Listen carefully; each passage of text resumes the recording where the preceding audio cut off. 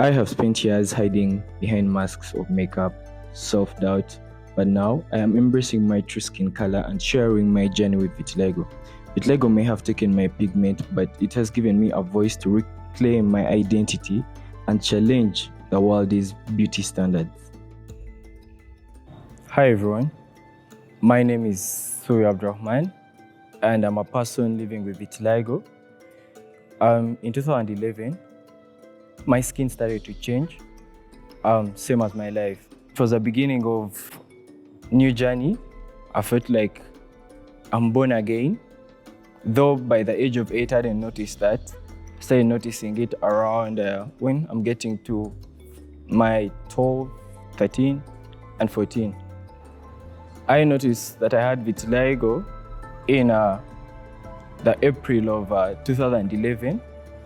It was my visitation day in primary, and my parents come over to visit me, and I had a small scratch on below my eye, and my mom asked me like, "Ssuubi, what happened to your face?" I hadn't seen it yet, so she thought I had scratched myself, but we took it lightly, didn't mind it. Not until I go back home for the Eid holiday. That was late April of 2011. And it's increased a bit. She still thought probably it's a ringworm, put some bit of medicine. She took me back to school. Then she comes back for another VD. She finds a whole new different child, like a whole new different son, a whole new different Ssuubi. And as any other parent, mom broke down. The thing had spread and the lashes had turned white. That's when I knew things were coming bad. Dad stared on. Grandma was there trying to comfort them. And 8-year-old Ssuubi didn't know what was going on. I just watched, kept on eating my food. But my parents knew or shared my pain, and they knew the magnitude of what was going on. Yeah, and that day feels like yesterday. I had to first ask what kind of disease, but nobody had a clear explanation of what it was. People are telling me different stories. So I don't know how Sue was feeling at that stage because he was young. But I think I was most affected than the boy. Yes. Would lock myself up in the bedroom and cry. Watching my mom cry and my dad lost in his thoughts because of, my new look, my new identity, I felt like probably it's just like any other disease, probably smallpox. I'm going to apply medicine and it's going to be done. Mom won't cry anymore and dad won't think that much. I didn't really think I was coming in for the worst. When Ssuubi had started changing his color, most of the children started distancing themselves from him, labeling him, calling him names, and he also started like being isolated, and it caused him to have poor performance and sometimes absenting from school because he lost a lot of friends. The early months of getting vitiligo, I didn't notice any difference, not until I started getting nicknames. I was in a primary setting, primary kids, and they had all the sorts of funny names, like half Muzungu, and they would say them loud on compound. That's when I started feeling I'm different. Okay, as a teacher in charge of special needs, I came in very fast. I thank God that I knew much about vitiligo stuff. So I tried, first of all, to guide and counsel Ssuubi and most of the parents, the children, and I called his parents on board. So this helped him to come back to his faith, though not really fully, and also try to tell the friends that before he did not, now he has, so it can also happen to you. Seeing Ssuubi for the first time with a mark. As a kid, sometimes don't take things so serious. For you, he's still the same person. He has just come back appearing different. my first day in high school, I get into a room that was given to me by the warden, and the boys inside tell me this room is full. Yet I could see literally 3 beds empty, but the way they really observed my face, they're like, we can't have this weirdo be with us. I'm sure that's what they felt like. Then I moved to the room that no one had entered, and it took me like probably 2 to 3 weeks living in that room alone, a room where it's meant to have 6 people. I was in it alone. The most hurting part was me forcing myself into people, trying to fit in to the point where I had to laugh at my own jokes to show them that it's normal. But I swear it was really hurting because they weren't really funny at all. Like, it wasn't funny, but I had to laugh with them. Someone calls them and you laugh with it because you don't want to look sad. You want to look confident. Besides all the challenges, I found football as my escape. The fact that I was a good football fan, a good goalkeeper, I'm a Chelsea fan. And regardless of the sunburn, I used to stand in the sun and play, knowing that my face is going to swell and hurt, but because I really loved it. But at a point, it turned out to be depressing, in that, away fans used to insult me, like he's one-eyed, pirate, Terminator. He can't see the other side of the goal. And, I used to laugh about it to show that I'm confident and keep into the game. But deep down, I was losing love for the game. I stopped playing football.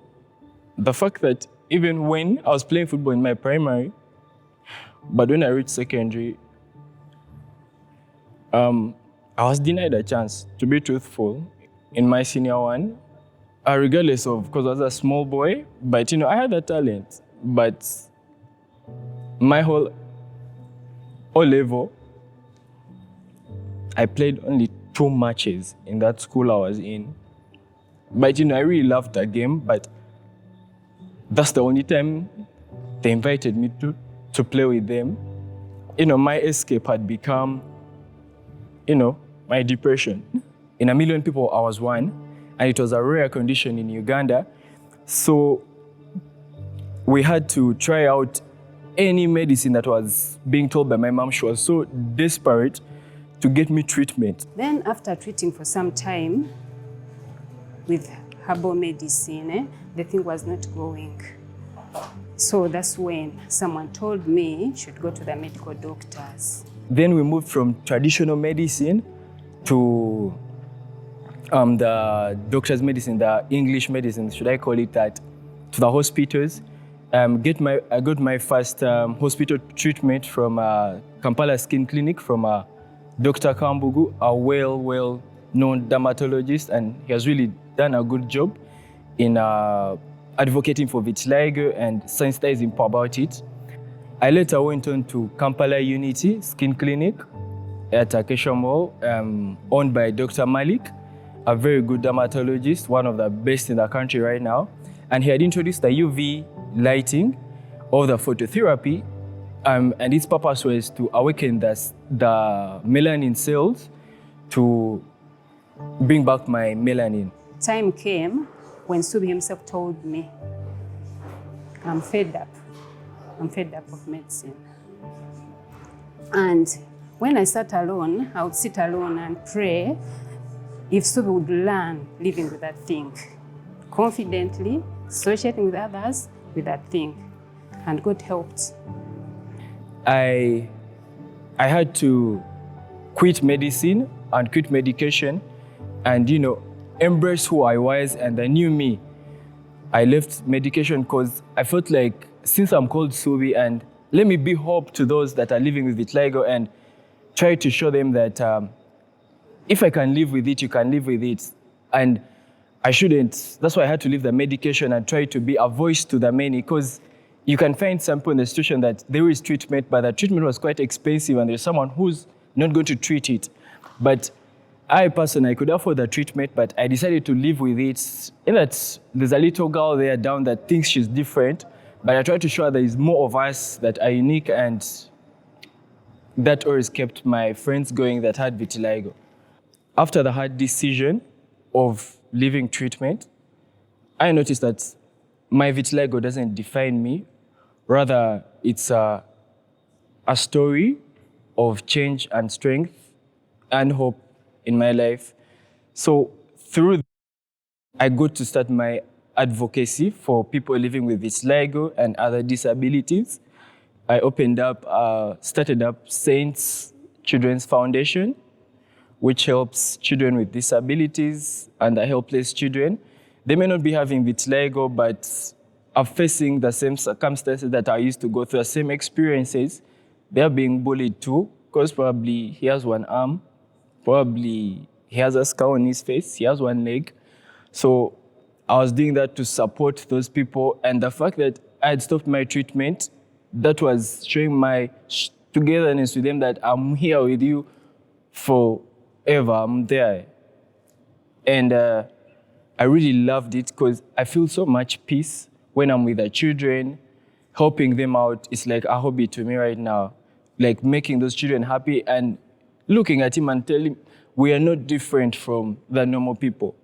And I really feel good whenever I'm doing my charity work. You may ask yourself, why am I doing this? Why am I doing charity? Why am I advocating for vitiligo? As I said, there are so many people that are living with disabilities, regardless of it being vitiligo or not, and they feel alone. I started my advocate journey of vitiligo 2023 under the Mundo Foundation, CEO Martin Senkuge. Thank you so much for the great work you're doing for the vitiligo family. He really got me to, he doesn't have vitiligo, but he advocated for it and it was really inspiring, and I picked a leaf from him. So at a point I felt like, me doing charity, getting off my medication, I felt like my story had to be a source of hope to many that are living with vitiligo. And it's a story that shows you living with vitiligo, you're not alone. I'm standing by you, and just like my story, it can be your story. We can accept our new bodies, our uniqueness, and live with it. When I first got vitiligo, I was scared. Vitiligo being something that is not curable and something that is stigmatized in our society. Very many people attribute it to a lot of culture things. Calling it balongo. Si balongo agende ewa doctor ababuulire ekituufu. Vitiligo is basically a skin disorder, a cutaneous disorder, where the person who is affected, they lose color. The cells of that make color, they're known as melanocytes. They are diminished in certain areas, and then they usually present with light patches. To young people with vitiligo, to people who have gotten vitiligo later on in life, it's not the worst thing that could happen to you. Another lesson I've learned is that vitiligo doesn't define your identity. It shouldn't change who you are. So love yourself, appreciate yourself. You are good enough. Accept them, because it's not something that is even contagious, that is going to, if you stay with them and provide them with all the support they need, you're going to get it. No.